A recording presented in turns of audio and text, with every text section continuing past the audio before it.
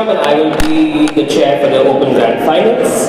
On panel with me are Aryan, Bhavya, Sanchayata and Yuvraj. On opening government we have bent over Robin and Dhruv. On opening opposition we have SRCC, Aditya and Arushi Sarmah. On closing government we have one of us is slightly worse, Pratap and Yuvraj. And on closing opposition, we have Rep Angad, Singh, Chawla and Aniket, Patra. Okay, good luck to all the teams in the grand finals. I hope the finals is entertaining.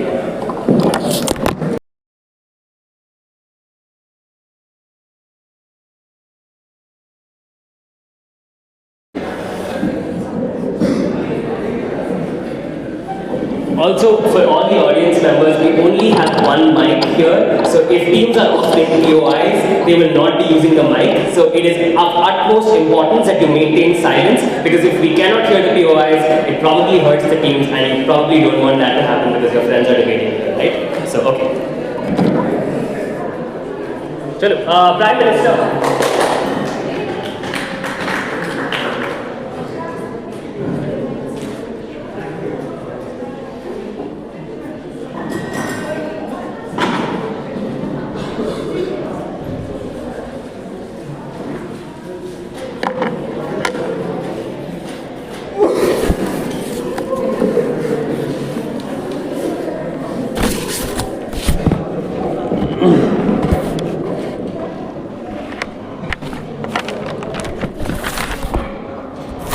Yeah. Hello everyone, my name is Robin. Can I have water please?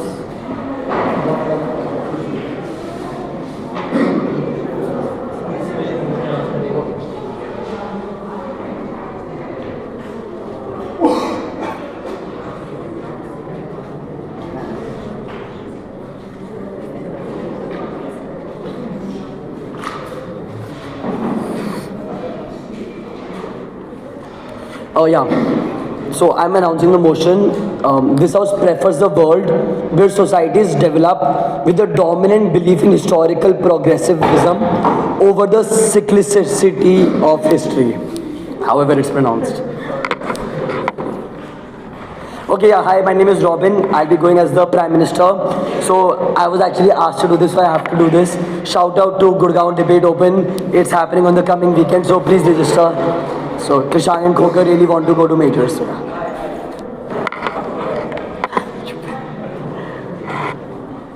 Okay. Yeah, judges ready?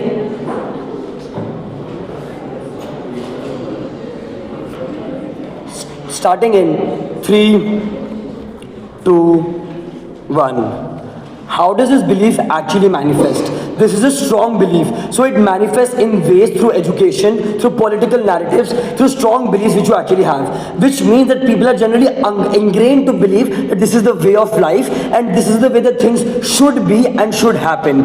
Which means that because you're so strongly ingrained with such ideals, oftentimes it affects various things in your life. It affects your day-to-day decision making. It affects the way you think about changing structures. It affects your ways about thinking of developments, not just for people, but also for politicians, also for businesses. It affects every sphere of life and every facet of life because it is very pervasive and it is a dominant ideology which actually people believe in. Two arguments coming from opening government. Firstly, we believe that why this belief actually hampers innovation, hampers development and hampers businesses. And secondly, we will explain why it also hampers social movements and social development. Firstly, why it hampers business innovation and development. The first mechanism for this is that predictability. Most times businesses have to do a risk analysis. That is why they oftentimes have to assess what would be a risk for me to actually come to a country. Earlier, oftentimes before sovereign credit ratings actually existed, Yadharth, you would know that as this motion. So basically, oftentimes lots of companies were not going for to the Asian countries and all because they used to think it's actually very risky. Oftentimes it is the predictability when you think that it's a stable government, the political environment is quite stable, then you're more motivated to actually go and actually invest in different countries, right? Notice on their side there is a strong belief that there is a risk of reversal stability, which means you always think that whenever the government is telling me they're going to give you a tax benefit, that our country is the most stable, you already believe that this is untrue. So there's a very lack of trust deficit which exists, which means that you never truly can trust a country, which means you're more risk averse and probably don't try to expand to other areas like Asian markets and probably just stay limited to your own markets because that is what you're familiar with, which actually means that oftentimes there's a very lack of development and also transfer of technology from the West to other countries, primarily because oftentimes you think you can't really predict because there's a risk of reversal. Secondly, notice oftentimes governments also become super reverse because they also understand that cyclically could happen by virtue of corporates, which means that because corporates are also telling us lots of benefits, maybe they become bad actors later, maybe they don't actually fulfill the promises of actually keeping the prices low, which means governments oftentimes preemptively act actually making sure that you don't actually give them lots of independence. We think oftentimes you have to overcompensate for this risk, which actually looks like over-regulation. This is harmful for early stage developmental countries, right? Primarily because oftentimes it is very harmful because you're never actually able to get that investment. You don't give the freedom to these businesses, which actually means that businesses actually don't even come in the very first place, which is actually quite harmful. Third of all, oftentimes in a world where you strongly believe in cyclical reversals, you don't go for long-term business projects, primarily because you have a strong belief that there's no point of actually going for long-term business projects because there will be a quick reversal which should be occurring. So things like 10-year policies actually never come about. This is also for policy making but also for business development. So you oftentimes don't solve structural issues, you don't address structural issues, you oftentimes go for the low-hanging fruit or short-term fixes which don't truly actually solve the problem, right? So for countries actually having an aging crisis, you probably go for short-term fixes or something like that, but you don't actually try to solve the core issue at hand because you think it will be reversed in the long-term to begin with, right? Long-term development is generally important because it actually able to solve more things because oftentimes because it actually adds on to the development which have already occurred. But fourthly, on comparative, on our side there is a strong belief that you can add on to the existing progress that has already been made. This means that there is more investment occurs and more trust about long-term development also occurs. This means that more innovation actually occurs, more development actually occurs. I quickly want to weigh on long-termism, why long-termism really matters. Number one, future generations are more numerated in number because of the exponential effect, which means we owe a greater obligation towards more people. Secondly, future generations have lesser agency compared to us because our decisions today, Aditya, shut down, bro. Our decisions today will actually determine the kind of life which they will actually have. But third of all, oftentimes we have higher obligations towards future generations because we are consenting to actually bring them towards life. So we are the only team which can actually cater to their set to begin with, primarily because there is no incentive to go for long-termism by virtue of a risk of reversal and by virtue of actually backsliding occurring, which means that innovation does not come about. Argument 2, why does social movement or any sort of rights towards minorities actually never comes about? This is true because of 3 specific reasons. Number 1, what are movements actually motivated by?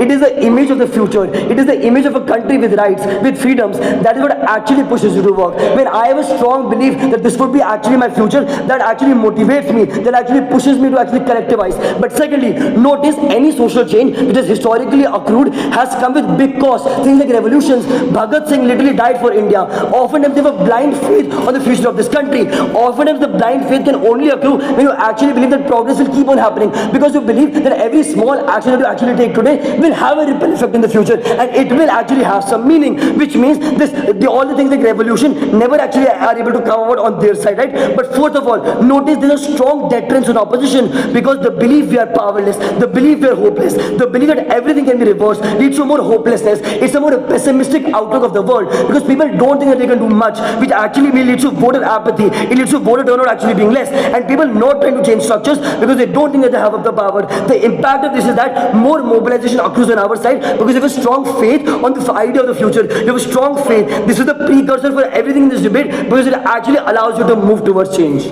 You have not done enough work with the comparative. On your side, if you allow investments without checks, you can lead to elite capture, which means you can get lopsided. Yes, okay. So the first thing that I actually want to explain is that oftentimes in our worst case where it is elite capture, it is a preferable world compared to where governments don't have any investment because oftentimes when investment comes, it leads to more job creation, it leads to more and more people actually getting a job and actually getting cheaper products. We think in a world where no money circulation is occurring, we think it is actually bad. Third of all, now I'm going to explain that why do people believe that you cannot fight the decline, because they may say that because the decline is happening, I have to preemptively act and do something about it. This is true because of three specific reasons. Number one, you believe you're a cog in the wheel. You believe you're just one person. How can I actually affect the environment? I am powerless.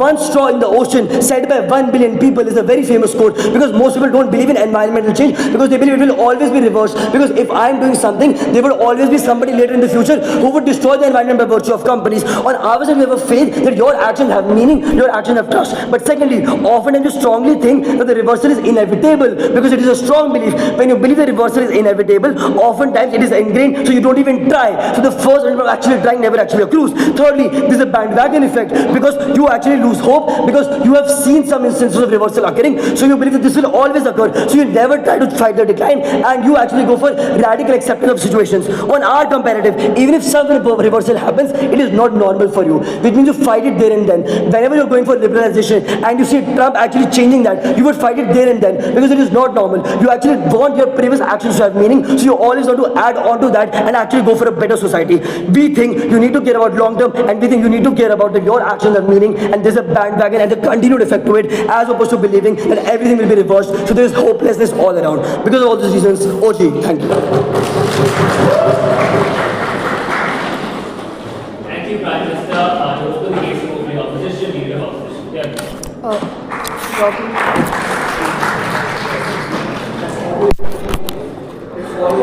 Okay, it's recording. Sorry, my bad. Arushi going as leader of opposition. 2, 1. At OO, we have two paths of victory. First, to prove why our philosophy is something that's empirically true, why this is something that actually happens, and perception of this truth is something that makes society better off in and of itself. And second is the narrative impacts of this sort of belief within society. First, why the cyclicity model is actually true, and the relevance of proving this is to prove that technological progress is actually never beneficial to human beings or never beneficial to society in general. That means any claims on side government about how technology was necessary or technology limitations needed to break in order to affect more people simply does not stand, because I'll prove to you why people are constantly harmed, which is something which is the basis of this model in and of itself. Why this model is really true. Human beings change over time. Technology progresses, sure. As human beings change, their needs also change. That means earlier, when you were just starting out civilization, the need was food. People needed food every day to survive and things like that. People needed to have weapons and things like that to protect themselves from animals, etc. As technology progressed and those needs were taken care of, people moved on to higher needs, which looks simply like having a good job, having enough money to function within human society and things like that. And simply they follow a need hierarchy. Why is this really important? People consider whether or not the physical impact on the human body of this need is equivalent or not is irrelevant. It depends on what people perceive is the impact of these needs on them. That means even if dying out of hunger is likely to have a much worse impact on me physically as compared to being stressed within the education system, the amount of importance that I associate with one need changes over time as society improves. That means physically, if I would have died back then, that harm can be equated to me having to really struggle within an Indian education system which is overcrowded and feeling like a failure at all points in time. Which is why we feel that the perceived harm on people at all points in time is constant throughout human history. This is really important within narrative debates or within philosophy debates, because people form policies on the basis of what they deem is important. That means at a point in time they deem that getting a job is important for a student, or mental pressure or not having mental pressure is important for a student. That is when they frame the policies which help people in that particular matter. Which is why the actual physical harm of technology being there or not being there does not matter. It is the harm that human society agrees is the most relevant in that particular point in time, which is what shapes societal narrative. What exactly are the narrative impacts of believing in this? Number one, people do, or human society as a whole does a proper cost-benefit analysis of everything that has to be done. Note first minutes of Robin's speech simply talks about how this ideology is something that's really ingrained in the minds of the people. That means from a young age, you know that if you're getting something, you're also sacrificing something. Politicians know that if you're offering people something, people know that I'm going to lose something in the process. So this sort of cost-benefit analysis is something that's ingrained in people. Why is that not true on their end? Because on their end, limitations are not viewed as something that was equally harmful as to the benefits that they gained. This is something that OG framing had to prove as to why limitations are equal to the kind of benefit that these people got. Limitations can simply be perceived as something that you could not achieve. It's not necessary that limitations are perceived as equivalent or proportional damages to human society, which is why this narrative uniquely goes ahead and makes people do a thorough cost-benefit analysis. Impact of this: new tech has to be supported with accountability, or new tech has to be really supported with like what exactly is the need of it, and do people actually get an added benefit over the damages that they are going to suffer by virtue of this tech. Simple example: was nuclear energy over atomic bombs really necessary? No. Nobody questioned it though at that point in time, because previously nuclear energy had limitation that it cannot blast a whole city, it can only blast a couple of like a certain region, so it's not as effective as a weapon of violence, right? That's the sort of justification that you get in status quo on offside as to how limitations of tech is something that's important. At a point in time, you actually give importance to the proportional damages that come out of tech. Nuclear energy has to justify why killing so many people is like okay for this technology to come up. This is significantly more difficult to do, panel, because like I framed to you, human perception of harms is very, very important, and at a point in time when do you perceive them both to be equal, we take the trade-off that technology development is very slow, and you only probably get the technology that's absolutely justified. Second example is simply artificial intelligence and things like that, right? Do we really need it? No. It makes our life easier, sure. So in our side of the world, you really pay attention to, or you really try, or proponents of this technology have to make an added effort to justify why this technology is needed, not because of simply how ingrained this sort of philosophy is in the minds of the people and things like that. What happens in status quo, and what is limitation versus damage, and essentially the implications of both of these philosophies. The word limitation is simply perceived as a lack of reach of benefits, right? Earlier the technology could only do so much, now we want to go ahead and do so much. The way proponents of these technologies justify this is by tech companies saying that we could have made more profits, or if they're being less transparent, they can simply say that AI can make lives of human beings easier. On our side of the paradigm, what they actually need to prove is that you asked too late. On our side of the paradigm, what you have to prove is that the damages that AI is actually doing is something that's justified for making human life easier. This is extremely difficult, panel, because understand that when human life or something, or when human life or things that humans give relevance to is something that's actively being taken away from them by virtue of giving them something, people are likely to question it more. People actually want to think long term whether this trade-off is worth it or not. This sort of thinking whether I should be taking that trade-off or not also makes them less susceptible to short-term capitalist incentives, like take this multivitamin and your body will look good and things like that, right? You need to go ahead and understand, and people are likely to go ahead and make that sort of rationality or that sort of judgment in literally every decision that they take in life. On our side of the house, we take the trade-off that progress is slow, but human beings in general are not affected, because at all points in time, the needs that they give relevance to are either met or unmet equally. For all of those reasons, human society is equally well off on our side, irrespective of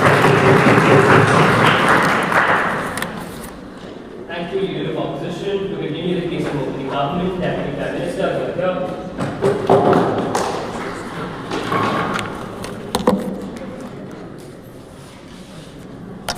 Whose phone is this?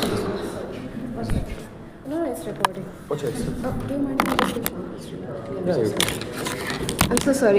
Shout outs I forgot to give. Firstly to SRCC DevSoc.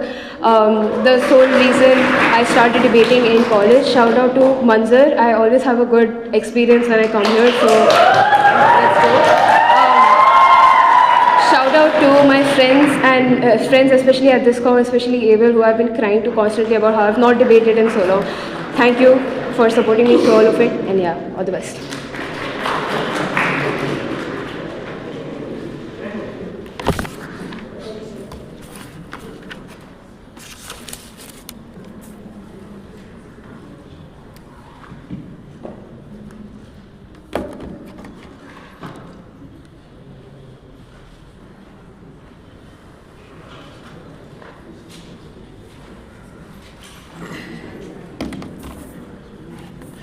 Perfect. Am I audible at the back? Can someone confirm? Okay, thank you.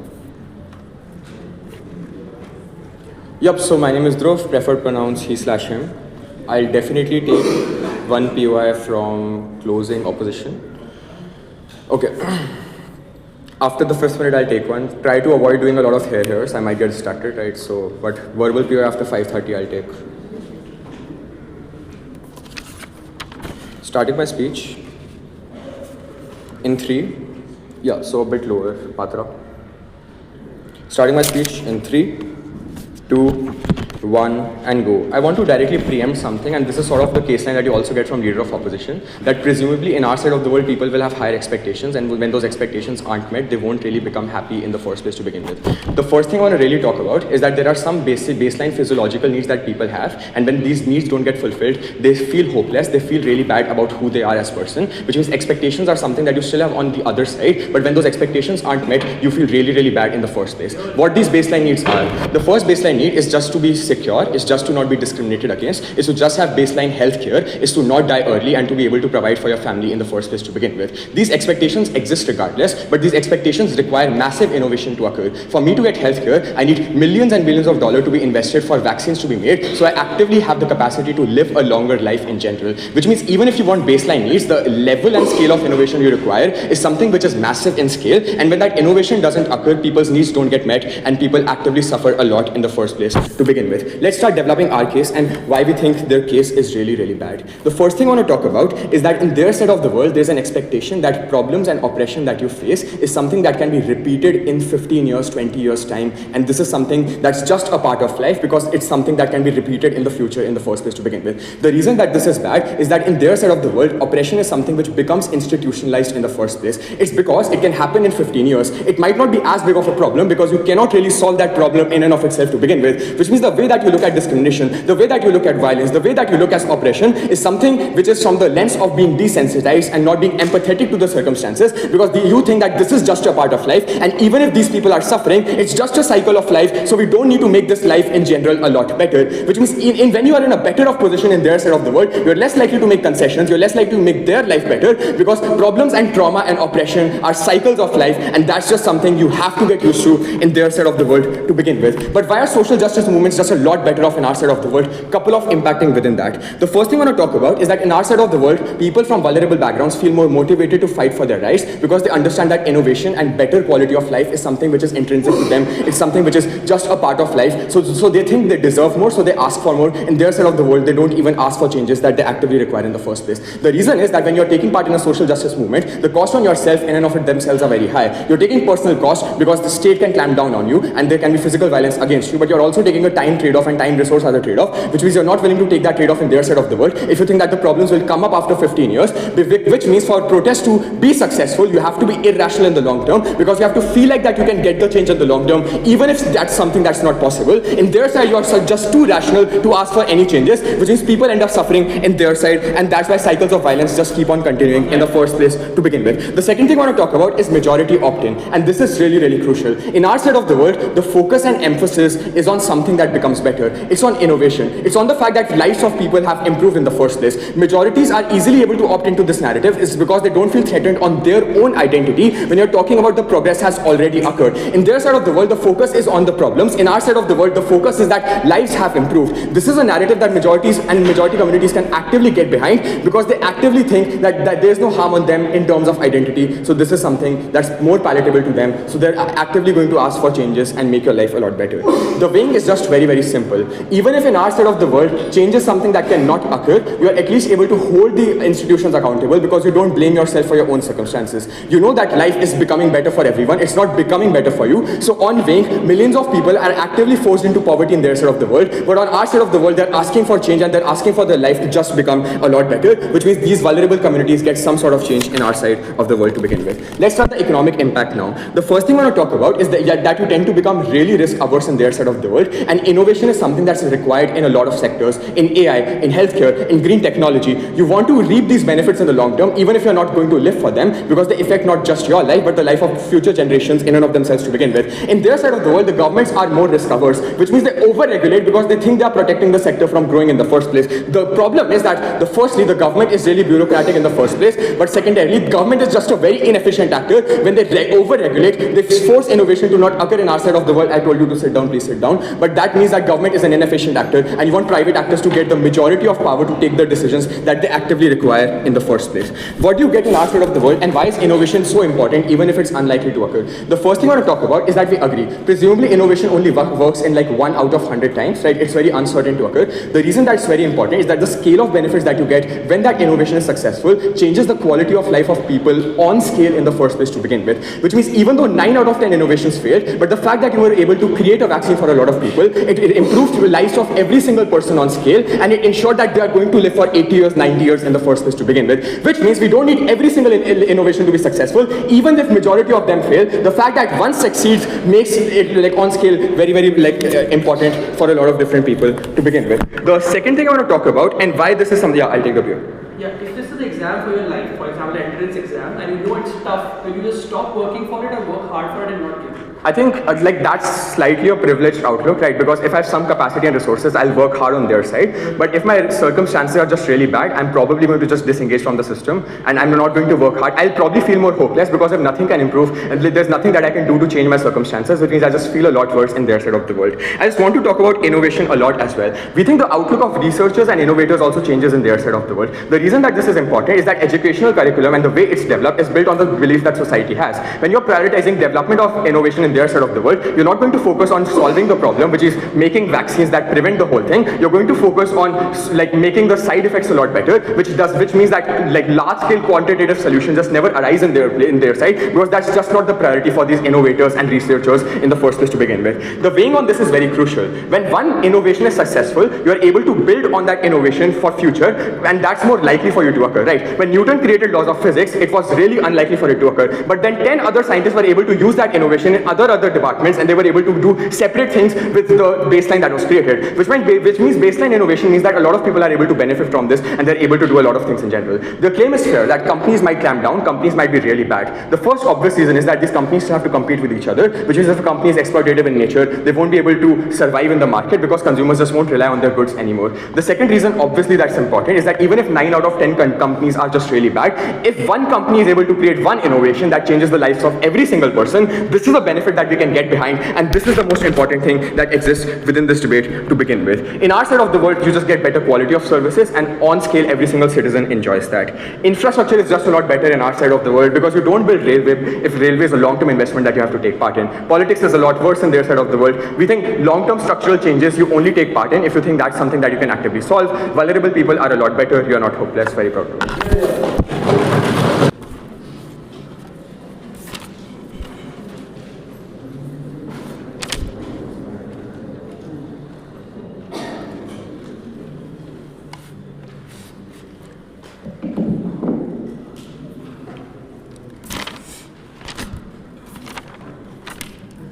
Hi, this is Aditya.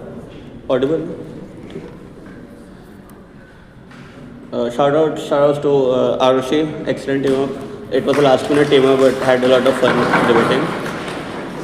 Shout out to every SRCC person here, Abel, Namakant, and all the juniors, Sudiksha. Y'all are great. Happy to see so many faces. And shout out to everyone else who's debating here, great friends.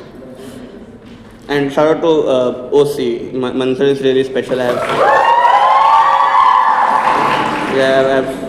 done everything here. Like I capped last year, then I got a judge prize before that. Maybe I'll get a winner prize. Come on. I'll take pairwise. Upside. Okay.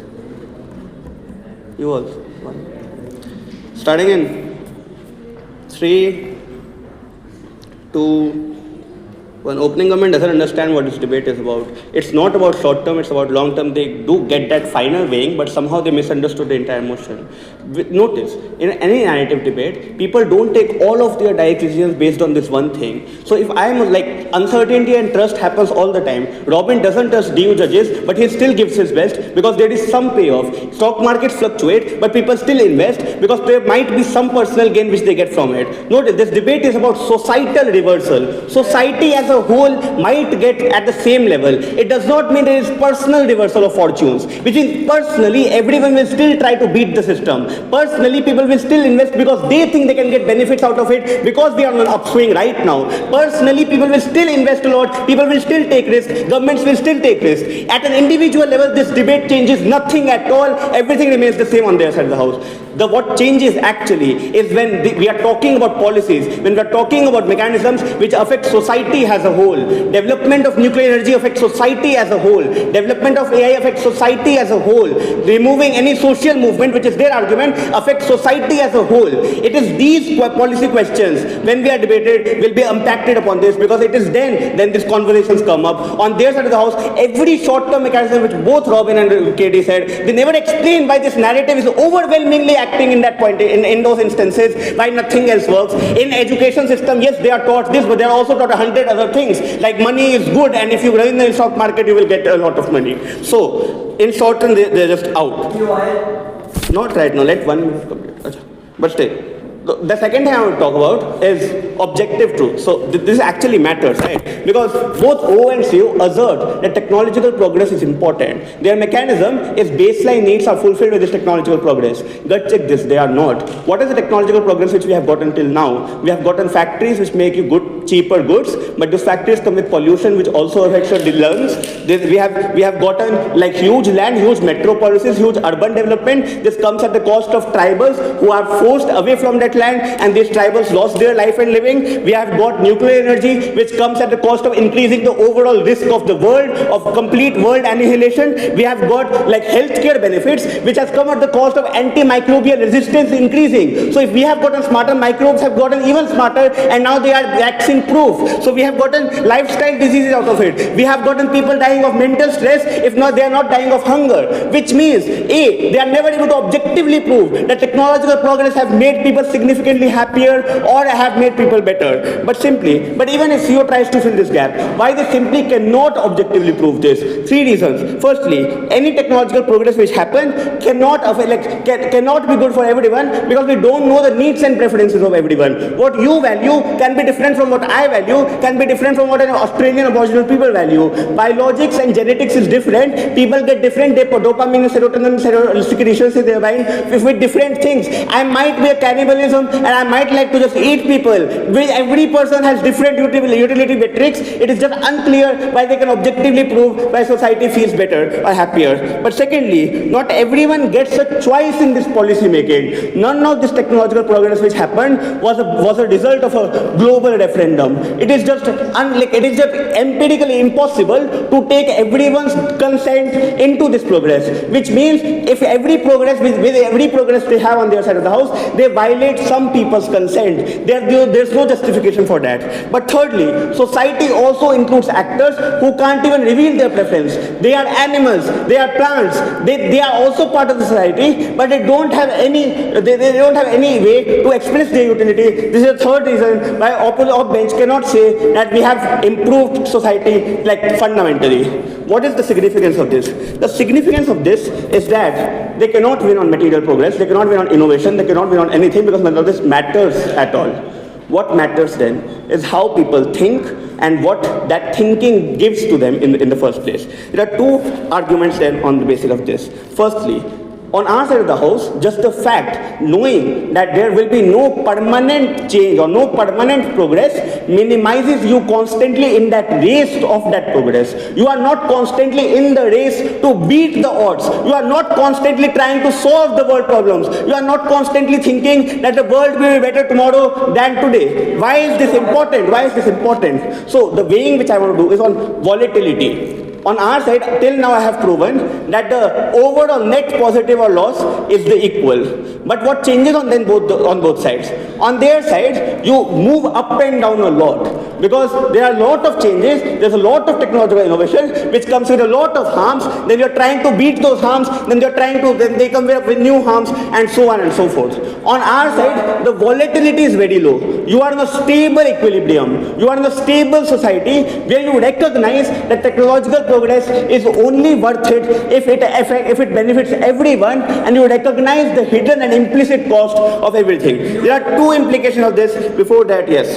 The reality of life is that you don't choose the race. When structural oppression occurs, then you don't have food on your table, and you don't have shelter, you don't choose that. So you definitely need innovation and social progress to solve those things. You have zero competitive on your side. That's why this was prefers a world where I can choose to live in a world where everyone is a communist and where everyone recognizes my right of agency, and that is why we get the benefits. So they can't fiat oppression because it doesn't exist in a new world, and this is what I'm proving.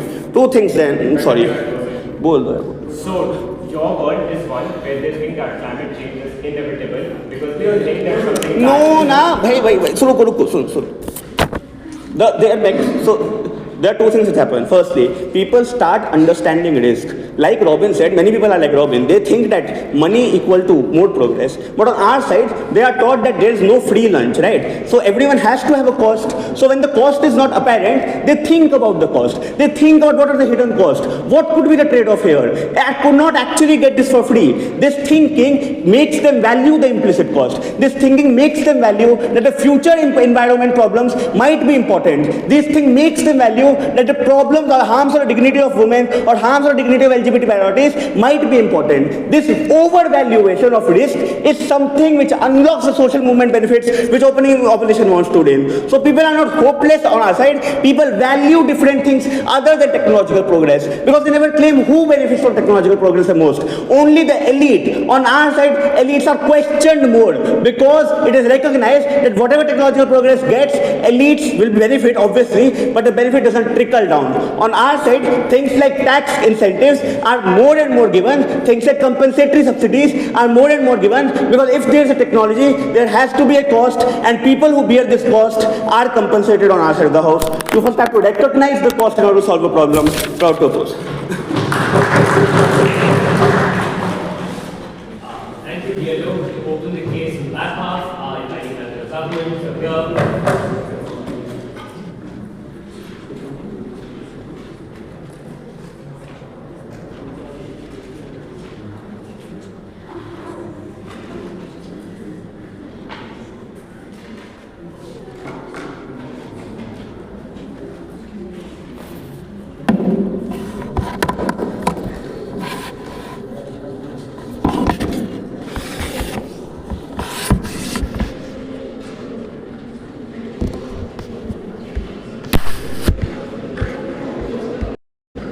Hi, am I clearly audible?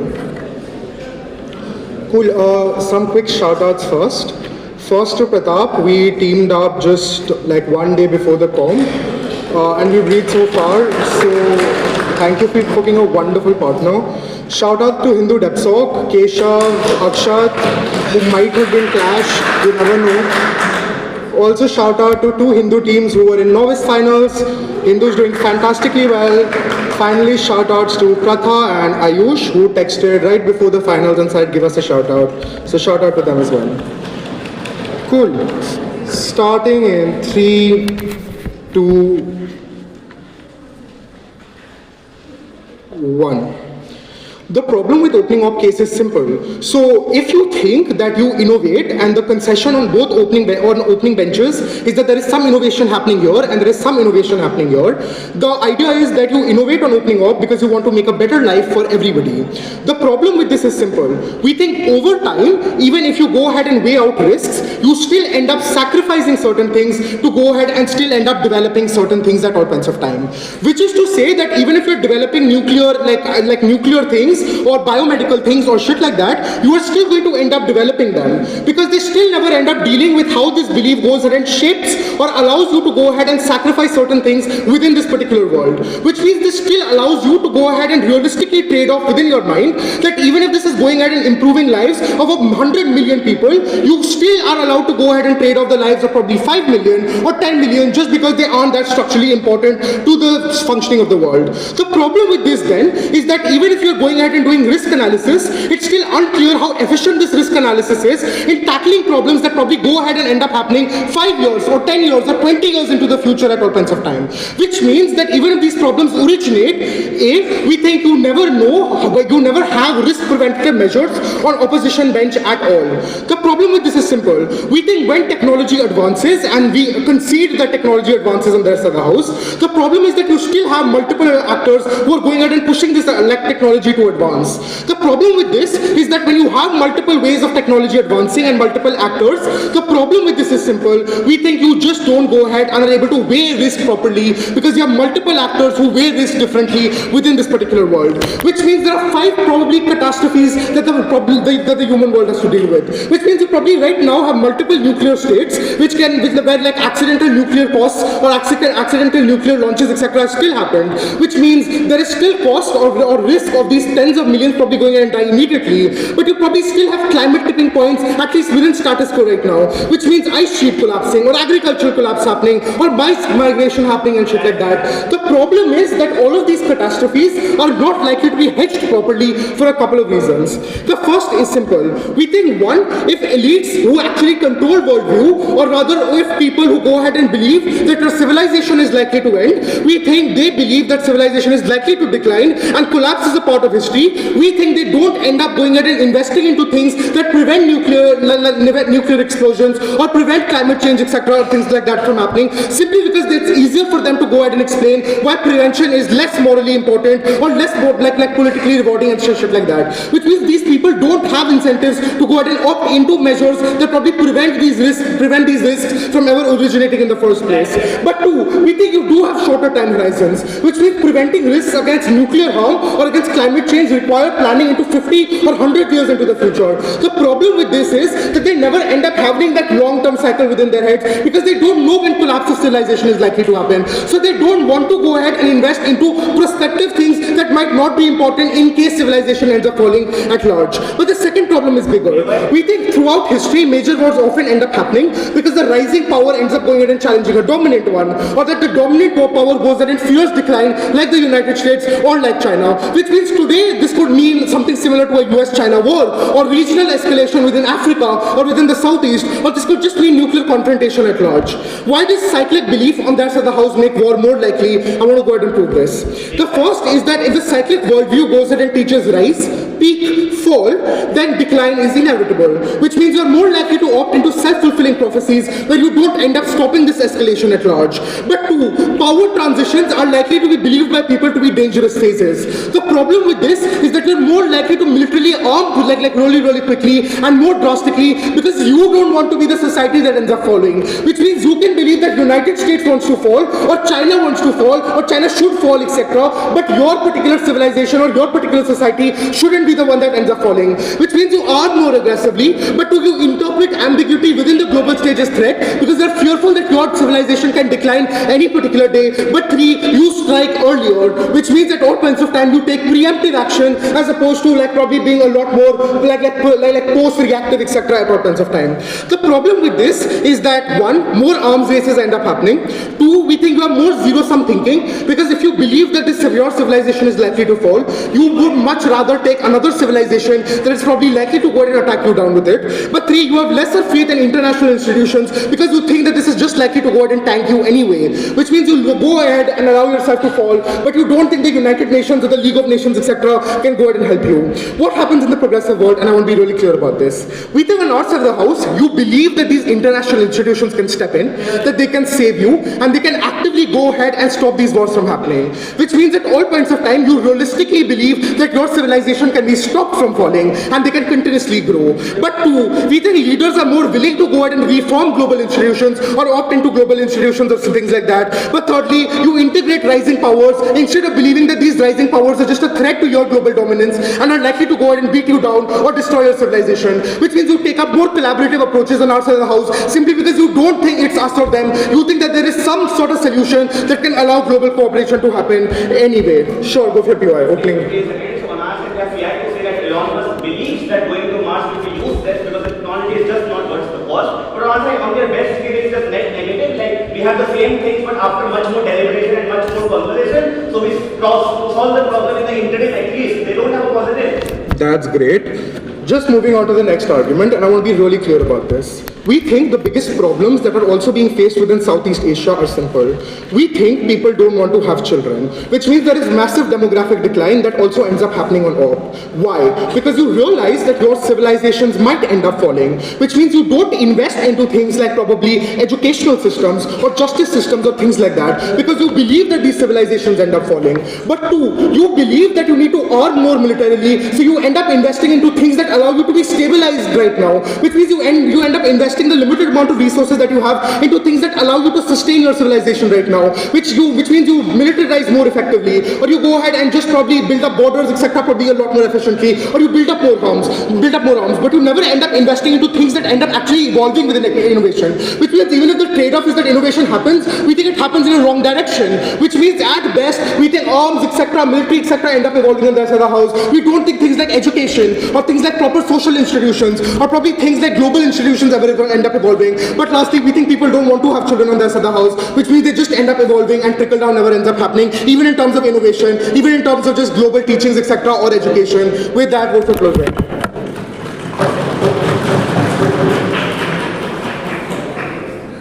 Thank you. The government will begin the case on closing opposition and the opposition.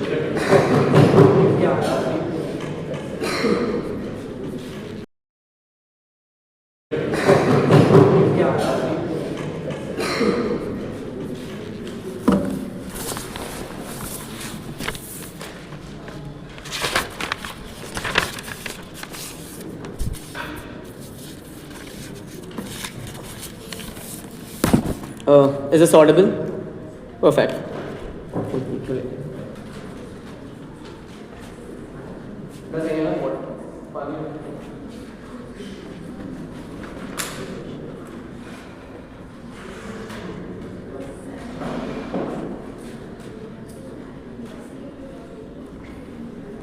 Okay, Aniket, Anipran's work. I just have 3 shout-outs.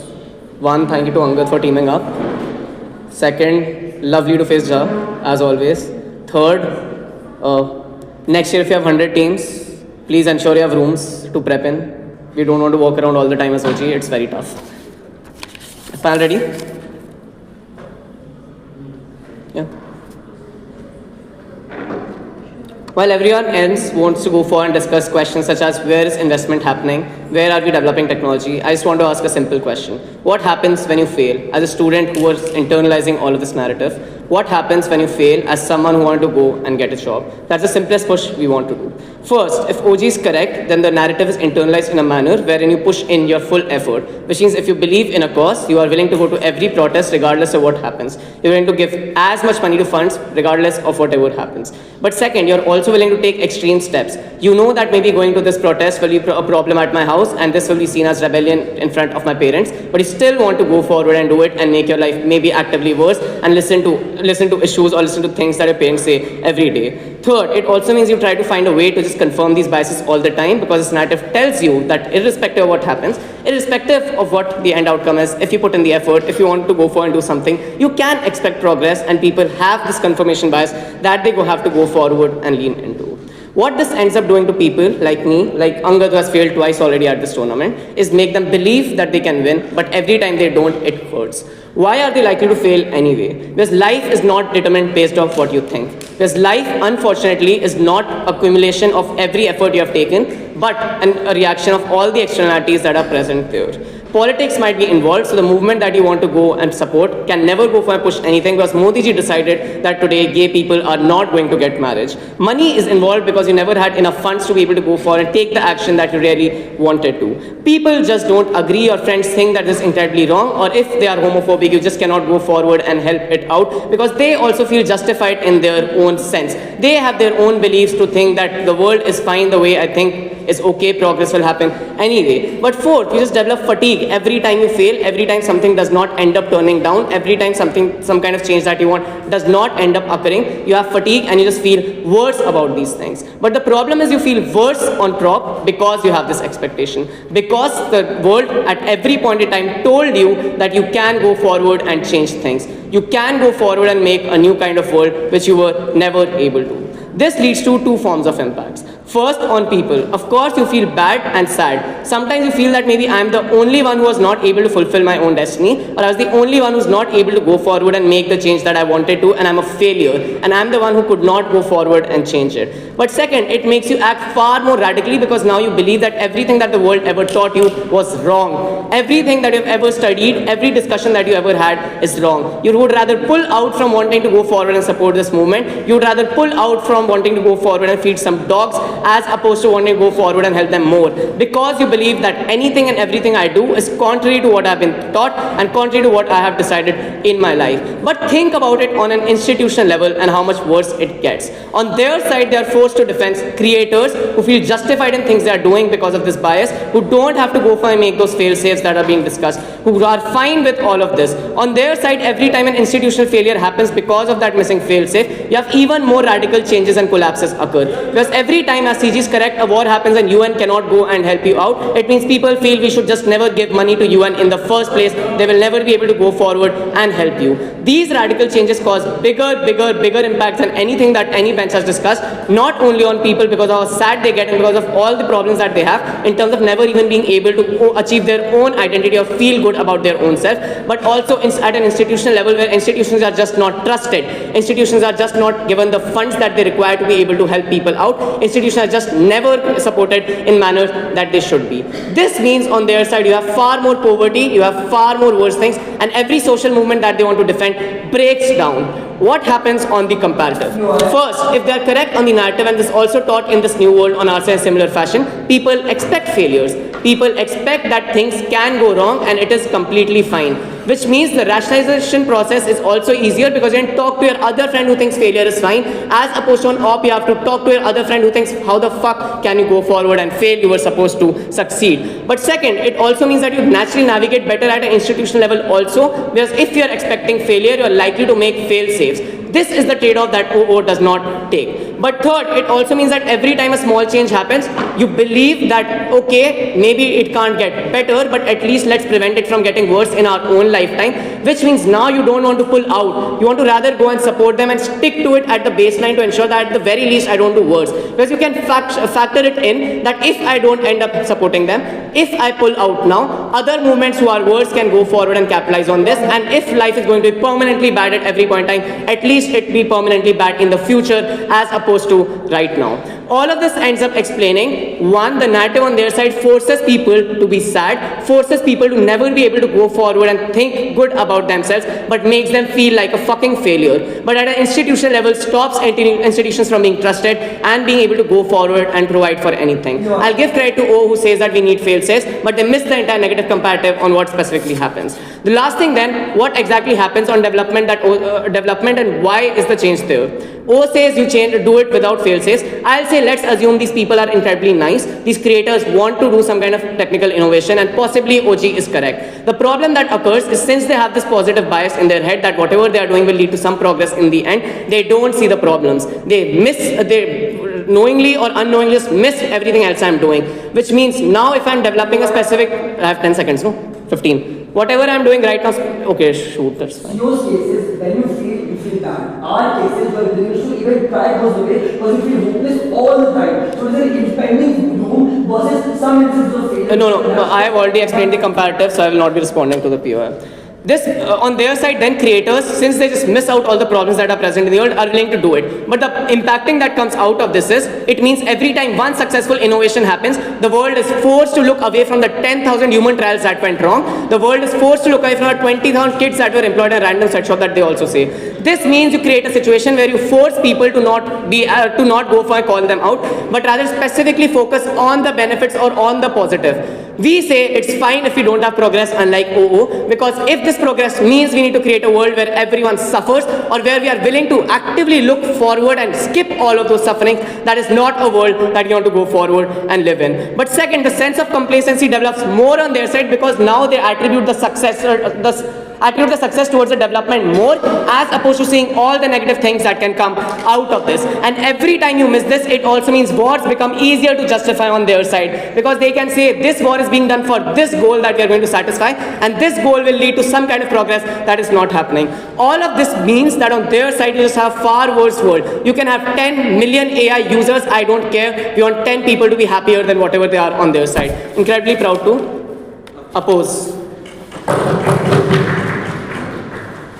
Thank you, members of the bench.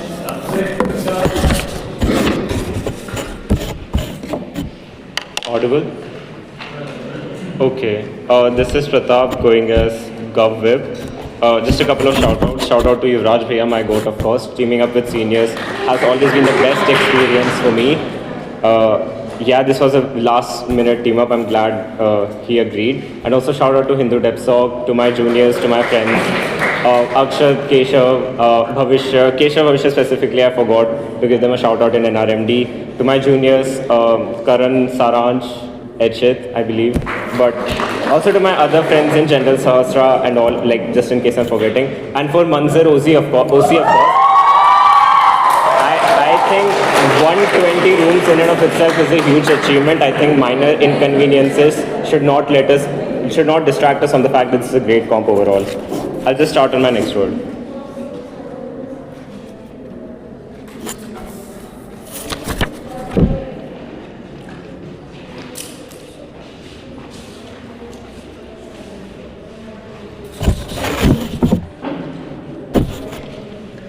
Can I just have some water, please?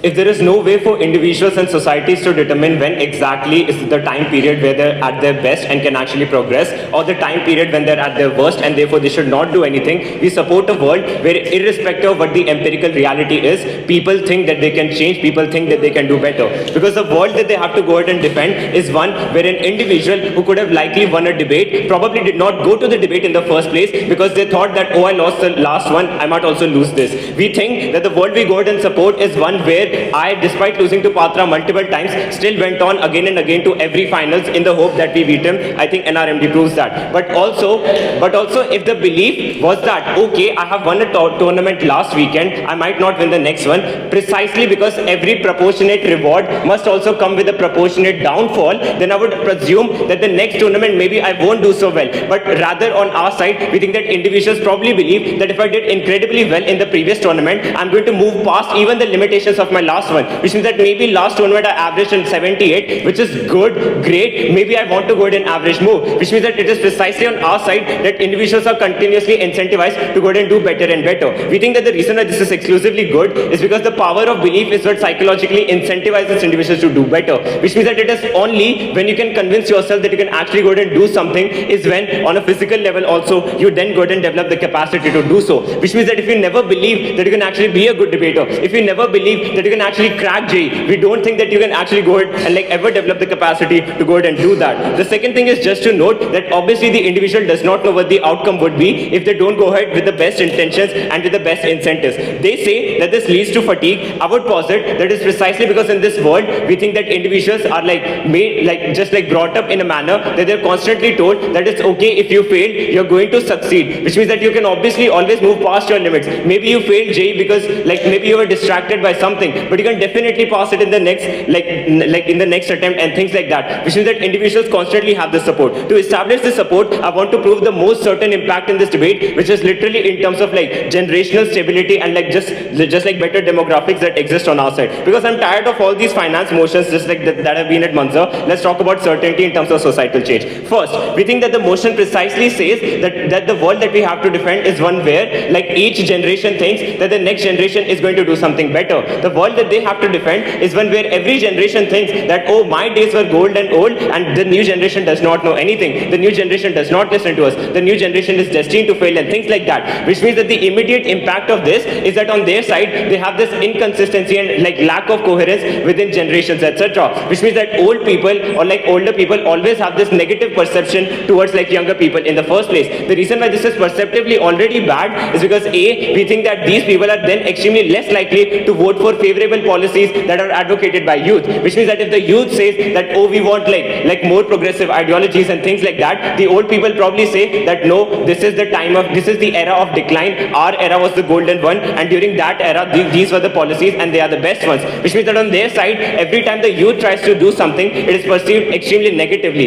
It's immaterial whether or not empirically the sort of progress or the sort of thing that they want to achieve is good or bad for the society, but rather the perception is that this is necessarily bad because these people have this nostalgia bias that the era that I lived in was a much better one. Which means that structurally we think that they are unable to get the support of older people or like the vast majority of population who go out and vote in the first place. On our side, we think there is certainty in terms of just like intergenerational coherence, which means that every generation is more connected to the next one. We think that every generation is just like more kinder towards the next one, is more receptive to change, is more likely to tell their kids that, oh, I want you to teach me how technology works and things like that. Which means that A, we think that on just like better demographics, we're already winning because we're able to prove why every generation is just like way better to each other. But second impact of this is just that people in this extremely isolated world just have a much better fallback mechanism because they're on much better terms with their older people. I want to give better mech on why social justice movements actually end up working on our side, because we don't think OG's idea on hope unlocks, presumably because if this is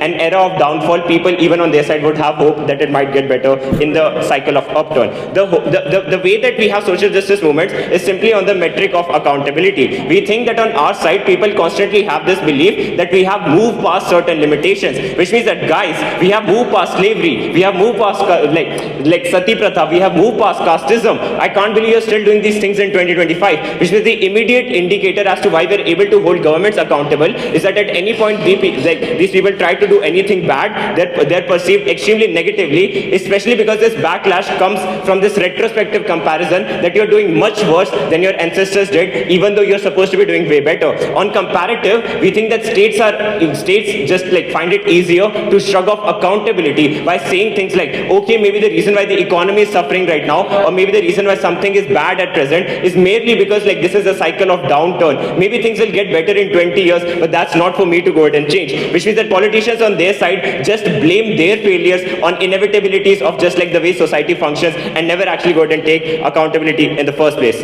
Opening.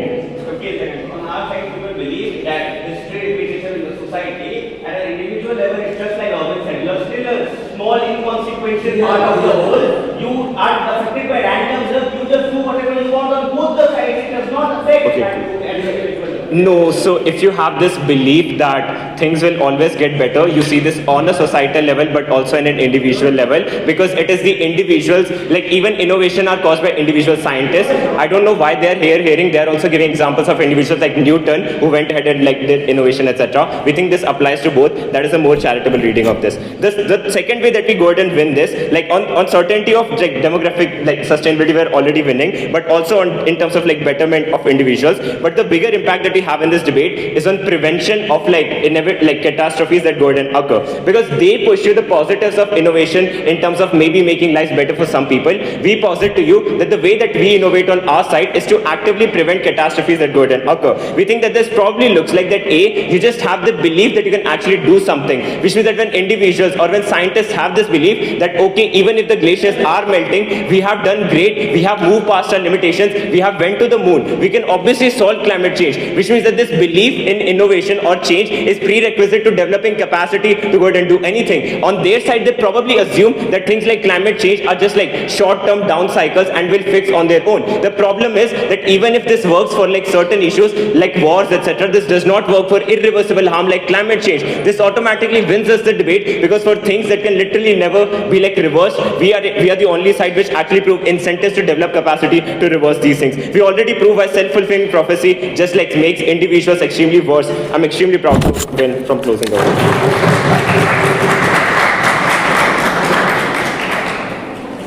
Thank you, Gavin. And writing the great opposition. Great. Yours. This is recording your screen. Okay. Shout out to Aniket, shout out to D2 DevSoc, and for the record, I disagree with Aniket. I think MANZAR is a great comp. I don't want to lose this one again, but yeah, I think he's just picky that way. Don't take his word.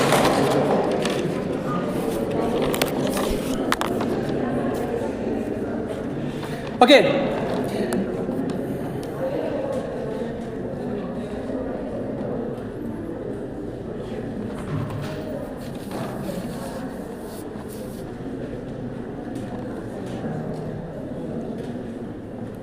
I want to first beat out Gov's strategy to say that on opposition you will have doomerism because people feel it will be inevitable that failure will happen, so you will not take the first step.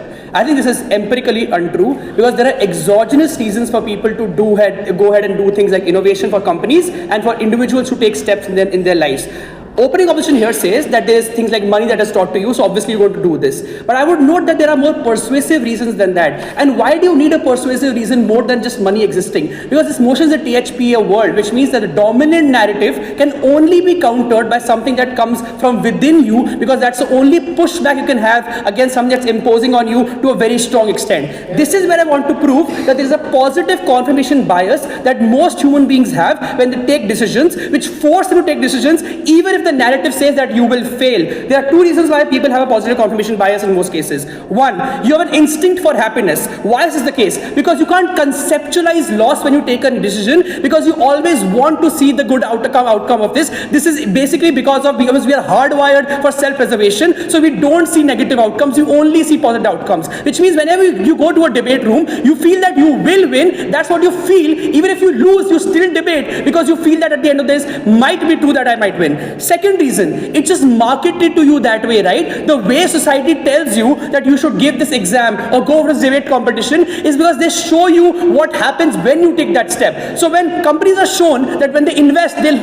turn a huge profit, they'll still invest, even if the doomerism telling them that they will fail. If I know that after cracking JEE, I'll get IIT rank 1 or I'll get a great life, even if I know that I'll fail, I'll still give that exam because it's marketed to me that way, so it creates a positive confirmation bias. Similarly, when you go to a debate room, you know, or like a debate tournament, and you know that you'll probably fail to a repeat debater like Aniket, you'll still go because the tournament says that there's also money for finalists. You don't have to just win the tournament. The way society pushes this narrative onto you, the instinct of happiness, is that they tap into your psychological confirmation bias. This is why you're able to counteract the dominant narrative, and that means that there are exogenous reasons, and this proves why there are exogenous reasons for why you'll take the decision, and you'll not completely turn doomer as side government claims in this round. I then want to explain why I'm better than opening opposition. Opening opposition says that when you have a cyclical idea, people's expectation of this particular technology coming out is negative, so they'll call out more.